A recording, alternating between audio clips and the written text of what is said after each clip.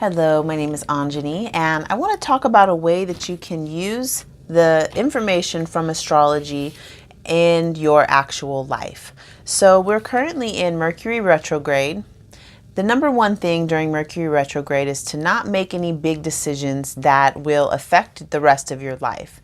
Using the timing to have introspection, using Mercury retrograde as a time to sort of look inside, see how you're feeling, the way that you're perceiving things, and the way that you're communicating those things. Not the time to make major life decisions. Really want to reiterate that. So during Mercury retrograde, really important introspection. So the reason is, it's not like if there is a choice to be made and it needs to be made right now and it's Mercury retrograde and you need to make the choice, that's fine. What I'm talking about here is you're thinking about it, you've been thinking about it, you're thinking about buying a new vehicle or a new home or whatever the topic is.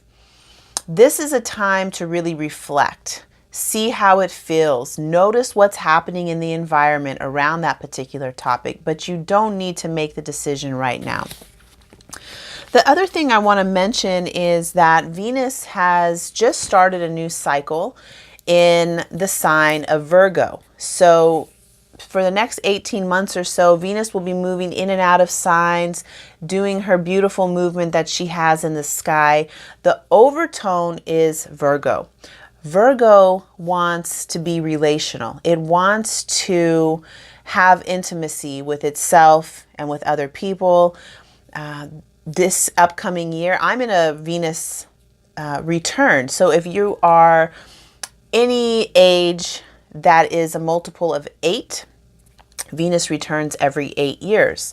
So I am in a Venus return, which is a really amazing, wonderful time of life. So for me personally, it's just so happens that during this Venus return, I am hosting retreats. I'm being hosted at a retreat. I'm hosting somebody here in San Diego who's doing a retreat. So this relational aspect is really coming into my awareness, and I am embodying that relational form of the goddess of Libra. So noticing where in your life, whether you are a multiple of 8 or not, you don't have to be in a Venus return to notice Venus in her relational form. Just noticing where that might be taking place in your life. So Venus being in her relational form has an extra emphasis on relationships. So in Scorpio season, collectively, we are learning about intimacy with energy, the intensity of passion, of relating with the beloved, relating with ourselves, the relationship we have to food and alcohol and relationships in general, and the energy that's created by the friction of me meeting you and of, me with my money, me with my stuff, me with my food. There's a friction that happens, and that friction, there's this energy that's created between those two things. So that's what we learn in Scorpio. And so me, you, put them together, there's a friction, and there's this thing, the space between, that's that energy between. We learn about that during Scorpio season and how important that invisible energy between us is, and what we can create with that dynamic energy between us. In Sagittarius, we're learning about, okay, I learned about this magical magnetism between me and all of my relations. In Sagittarius season, we're learning about, okay, what else? What else can I learn from here? Where else can I go? What else is possible?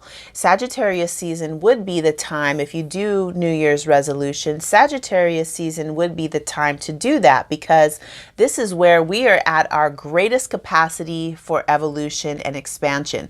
We're hungry for knowledge. We're thirsty to find out, where else can I go? What else can I do? What else is possible for me in this body, in my reality, in time and space right now. What else is possible? So the next thing we're going to be moving into from Sagittarius season, we're moving into Capricorn.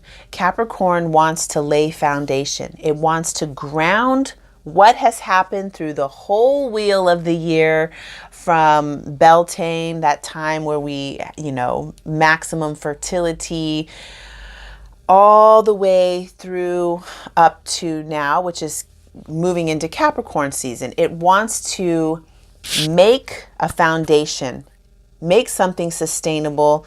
And this is a time collectively where people generally will start doing their New Year's resolutions. I'm saying let's do the resolution now, find out what's going to be sustainable, and then go into 2019, moving into that winter solstice, knowing what it is that we're going to keep, what's going to be grounded, what is it that's going to be laying the foundation for your next year and the next 7 generations. That's what Capricorn wants to do. It wants to create structure and form. So back to Venus, who is now exploring the realm of the most relational goddess, Libra. Venus is in opposition to Uranus right now. Uranus is known as a change agent. It wants us to change and evolve. It's the most radical of the change agents, meaning that it doesn't need to wait for, it's literally an earthquake. In the literal sense, everything's burned down. The earth opens up and swallows your home or your life or whatever. And maybe let's leave out swallowing your life part, but takes away everything that seems normal to you. And what's left? To me, what's left is infinite possibilities, because now we're not thinking about, what we have been thinking about, which is how can I maintain this home? How can I maintain the structure of my life, everything that I've built? Uranus removes all of that, and maybe not to an extreme. If we are in relationship, in a harmonious relationship with what's coming up in our life, we don't have to have such a brute force of, literally taking everything away. Not saying that what the fires that happened recently in California, it doesn't mean that all those people weren't living in harmony and that's why it happened. I'm not saying that at all, but just in the general sense, when we are in harmony, we're listening and engaging with what's coming up in our field of awareness, taking action where we can, living in harmony, listening to our intuition, listening to the people around us, and remembering that when we are honoring those people around us, that we honor ourselves also. So something that I find a lot is that people will want to think of them first, think of the family, think of the coworkers, and forget that they are part of that circle. They are part of that group. So we need to honor ourselves. I have Taurus rising, so Taurus is one of those mystery schools that is self. It is in service to spirit through a self-interest. It has a self, being interested in the self. So I will notice when people are more often caring about the others first. And to me, I'm like, well, we got to be good here first, because if this isn't taken care of, meaning I'm not taking care of myself, my interaction with the group is already faulty, because I'm resentful. I'm holding these things that, something that's comes up a lot in caring about them first is manipulation. Okay, so if I'm caring about them first, I'm going to take action based off of, okay, well, I'm just not going to say this because I don't want to make them mad, or I'm just going to do these things because I don't want this thing to happen to them. In a way, that is being manipulative, because now I'm acting from a place of wanting to control this situation. If I act from a place of what's actually real for me, what I actually feel, being authentic, saying what I need to say, from here because of this, because I have this body, I'm having these feelings, and this is what I'm putting out on the table. This is being real and authentic. Now I'm trusting that that group, the family, the coworkers, I'm trusting that they're going to be able to act in their best interest, do those things for themselves, and now we're having a real relationship.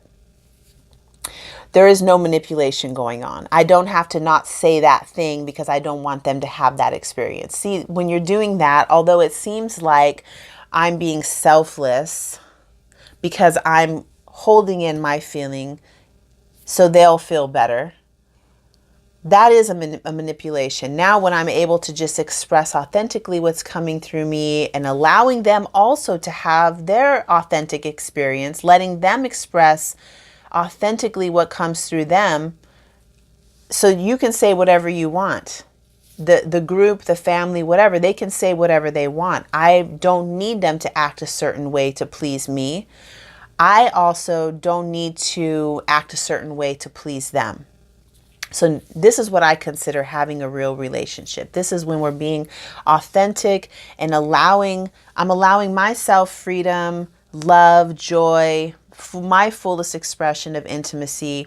And I am also trusting that if they want that, they can do it too. It's hard, so I'm not expecting that they will. When I say it's hard, what I mean is that being truly authentic to what is expressing through my physical body, what I feel, fully trusting that it's, that it's gonna have a beginning, a peak, and it's gonna have an end. Everything that I'm experiencing in my life is in flux. It's a process, it's a movement. That is not an easy thing, especially in relationship to family, friends, lovers. Because when I'm allowing myself to do that, I am also allowing everybody else to do that too.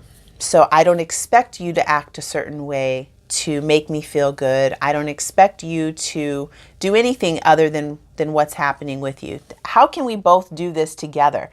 That's really something in relationships I feel like is paramount. How can I fully be me and you fully be you, and how can we do that together?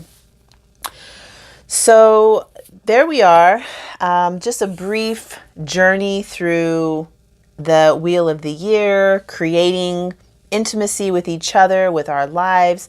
And yeah, I'll go ahead and stop the video here. Thank you so much, and I look forward to connecting with you soon.